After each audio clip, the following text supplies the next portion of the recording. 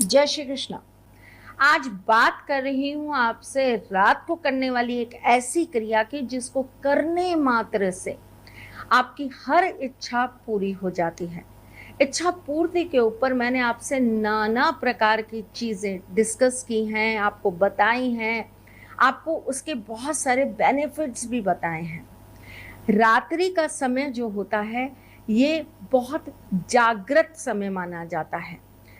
कुछ विशेष प्रकार की सिद्धियों के लिए, कुछ विशेष प्रकार के मंत्रों को जाप करने के लिए। और ऐसा कहते हैं कि रात्रि के वक्त जब हम कोई मंत्र या कोई साधना करते हैं तो उसका फल बहुत अधिक आता है। सारे कामों से हम बिल्कुल निवृत्त हो जाते हैं। बस ये पता होता है कि अब पूर्णतः हम अपने आप को ठाकुर जी को समर्पित कर सकते हैं। ना कोई रात को आपको परेशान करने आता है, ना घर की बेल बजती है, ना कोई आपको फोन करेगा और ना ही आपको कोई किसी चीज के लिए रोकेगा टोकेगा। इसीलिए रात में बैठकर बड़ी तसल्ली और सुकून के साथ कोई भी तरह की सिद्धि प्राप्त की जा सकती है। और आप देखिए ना, तंत्र शास्त्र के अंदर करी जाने वाली 99.9% क्रियाएं रात्रि के समय ही सिद्ध की जाती हैं। उग्र देवी देवताओं का पूजन भी रात्रि को ही सिद्ध किया जाता है। कुछ विशेष मंत्र जैसे कि गायत्री मंत्र, जैसे कि श्री रामचंद्र जी के मंत्र, जैसे कि विष्णु जी के मंत्र, जैसे कि अगर हम आपसे कहें तो सूर्य देव के मंत्र, इन मंत्रों को अगर छोड़ दिया जाए तो आपके मैक्सिमम सारे मंत्र रात्रि के समय सिद्ध किए जा सकते हैं, रात्रि को पढ़े जा सकते हैं। और ये बहुत छोटी सी बात है जिसे बहुत लोग समझ नहीं पाते और उन्हें ये लगता है कि पता नहीं रात में ये पूजा करें नहीं करें, पता नहीं रात में इस पूजा को करने से कोई हमें गलत ना समझ ले।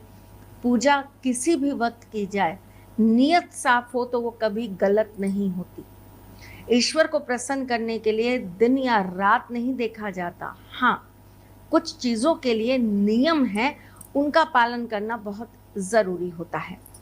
रात्रि के समय हम चंद्रमा को बलि मानते हैं और चंद्रमा अपने आप में हमारे मन को, हमारी इच्छाओं को, हमारी चंचलताओं को अपने अधीन रखते हैं। चंद्रमा हमारी कुंडली में अच्छे होंगे तो हमारा हर वक्त हर पल खुशनुमा घूमेगा। लेकिन अगर चंद्रमा हमारी कुंडली में अच्छे नहीं तो यही खुशियां हमारे लिए दुख में बदल जाएंगी। इसीलिए हमारी इच्छाओं को, हमारी मनोकामनाओं को पूर्ण करने के लिए भी रात्रि का समय विशेष रूप से माना जाता है। आपने अक्सर देखा होगा, हम लोग रात्रि में 11-11 का समय जो होता है, इसे हम अपनी डिजायर्स का समय कहते हैं, इसे हम अपनी इच्छा पूर्ति का समय कहते हैं। इस समय हम कहते हैं कि हमारी जितने मन की हमारी इच्छाएं हैं, हमारे मन के अंदर जितनी भी अभिलाषाएं हैं, उनको हम इस समय पर अगर मांगे या बोले तो ये पूर्ण हो जाती है। दिन के एक समय जब हम अपनी कोई भी बात बोलते हैं ना तो वो पूरी होती है, ऐसा हमें यूनिवर्स भी कहती है। और यूनिवर्स ने इस टाइम को हमारे लिए विशेष चुना है। तो चलिए, आप लेकिन इस टाइम पर आज काम नहीं करेंगे, आप ये कार्य सोने से पहले करेंगे। और क्या करेंगे आप बता देती हूँ, लेकिन इससे पहले ये तो बता दूं कि मैं कौन हूँ। मैं आपके एस्ट्रोलॉजर हूँ, वास्तुशास्त्री हूँ, चेहरा भी पढ़ती हूँ, आवाज भी पढ़ती हूँ और हाथों की लकीरें भी पढ़ लेती हूँ। चूंकि आपकी सारथी हूँ इसलिए आपको जीवन का सार देने चली आती हूँ।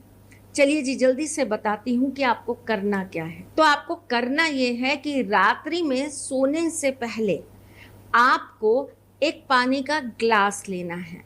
अपनी मनोकामना को उस ग्लास के पानी को देखते हुए 17 बार आपको बोल देना है।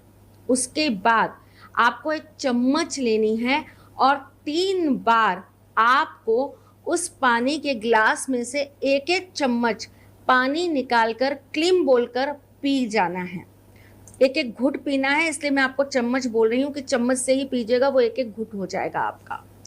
3 बार क्लिम बोलकर आपको इस पानी को पी जाना है। अपने हाथ पर आपको लिख लेना है 1702 6 और उसके नीचे लिखना है क्लिम। ये सारी की सारी चीज़ें आप लिख लेंगे ब्लू कलर के पेन से, और किसी भी दिन से आप ये कार्य चालू करेंगे। लगातार आपको 5 दिन ये काम करना है। ये जो रात्रि में पानी बाकी बच जाएगा ना, जिसमें आपने अपनी मनोकामना बोली थी, इस पानी को सुबह उठकर आपको किसी पौधे के अंदर चढ़ा देना है। लगातार ये कार्य करके देखिए, आपकी मनवांछित इच्छाएं पूर्ण हो जाएंगी।